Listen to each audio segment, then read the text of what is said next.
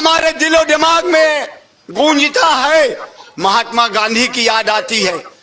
साबरमती, जहां कल मुझे ठहरने का सौभाग्य प्राप्त हुआ।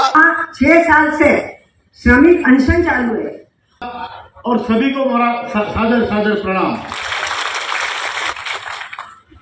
ये जो प्रश्न है, ये मुझे जितना मालूम है उससे ज्यादा आपको मालूम है, क्योंकि मैं सिर्फ बोलता हूं, महसूस कर सकता हूं, लेकिन आप भुक्तभोगी है, आपने भोगा है। पूरी जिंदगी हर महीने आपने पेंशन के लिए पैसे भरे हैं। पहले 417 भरते थे, फिर 541 भरते थे, अभी 1250 भर रहे हैं, पूरी जिंदगी हर महीने।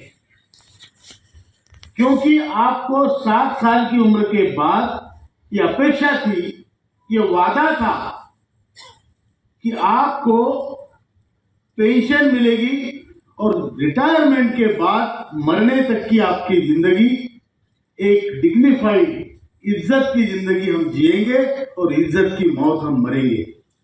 जो हमारे संविधान ने भी हमें अधिकार दिया है कि हर नागरिक इज्जत की जिंदगी जी सकता है, life with dignity and death with dignity.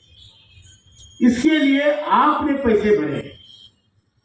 अब पैसे भरने के बाद अगर वैल्यूएशन के हिसाब से देखें तो एक आदमी की पूरी सर्विस में वो कम से कम 20 लाख रुपए सरकार के पास उसका जमा है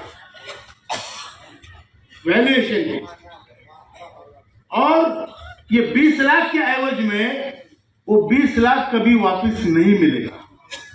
वो जो हमारा असल था डूब गया। इतने सब आंदोलन अपन कर चुके हैं और आपको तो मालूम ही होगा, अपना एनएसी का जो हेडक्वार्टर है बुल्डाना, वहाँ 6 साल से श्रमिक अनशन चालू है और रोज वहाँ पे 60-70 अपने पेंशनर अनशन पर बैठे हुए हैं और वो रोज वहाँ पे निवेदन कलेक्टर मार्फत प्रधानमंत्री को जा रहा है और एक दिन भी रुकावट नहीं है। कितनी भी बरसात हो, कितनी भी धूप हो, वहाँ पे रोज 60-70 अपने पेंशनर रात दिन वहाँ बैठे हैं, इसलिए कि अपनी पेंशन बढ़ेगी। और दुख की बात तो इतनी है कि जो कभी कभी पहले दिन आए हुए दूसरे दिन मालूम पड़ता कि वो स्वर्गवासी हो गए। अपने रोज 200 पेंशनर स्वर्गवासी हो रहे हैं, इसलिए तो भी अभी तक पेंशन अपनी बढ़ी नहीं। वो राह देखते देखते चले गए, सिर्फ मेडिकल असुविधा होने के कारण।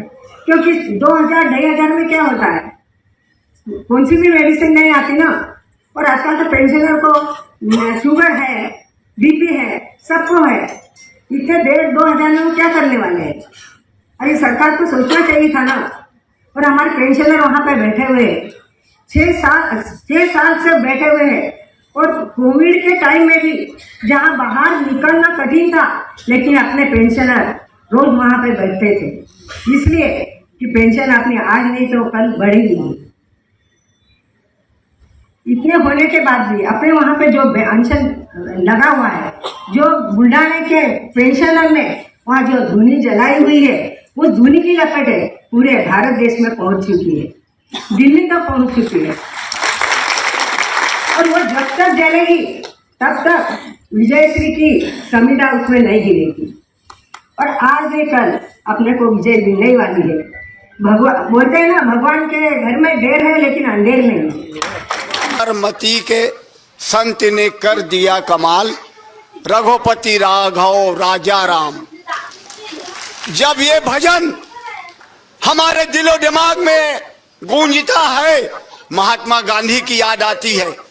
साबरमती, जहां कल मुझे ठहरने का सौभाग्य प्राप्त हुआ, वहां से यहाँ पे आने के लिए गाड़ी थी, इसलिए साबरमती की याद आई। मैंने उस संत का भी नाम लिया, जो संत हिंदुस्तान को आजाद कराने के लिए अपने तन पे कपा नहीं रखा। उसी तरीके से पेंशनरों का काम कराने के लिए आर्मी का रिटायर्ड अशोक राउत, एजाजुर रहमान और आपके लिए अपने घर से निकल चुके हैं। और जब तक हमारी पेंशन नहीं मिलेगी, जब तक वो घर में बैठने वाले नहीं हैं। जब वो घर में नहीं बैठेंगे तो हम पेंशनर अपने घर में कैसे बैठेंगे। इसीलिए हिम्मतनगर से लेके यहाँ पर भावनगर तक, और मैं जहां तक समझता हूं मंच पे बहुत लोग बैठे हुए हैं, ये पूरा हाल आपके लिए है, अशोक राउत के पीछे है। अकेला ही चला था जानिबे मंजिल मगर, अकेला ही चला था जानिबे मंजिल मगर, लोग आते गए और कारवां बनता गया। जैसे गांधी जी के साथ कारवां चलता रहा, वैसी आज ये पेंशनरों का गांधी, उसके साथ ये कारवां है। मुझे देख के बहुत अच्छा लगा।